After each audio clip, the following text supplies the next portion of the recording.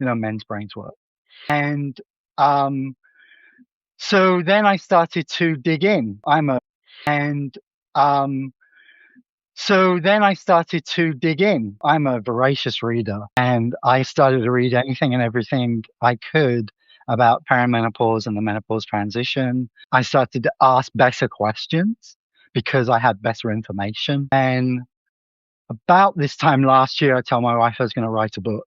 I've written 3 books before on marketing, but so I understood the mechanism of writing a book.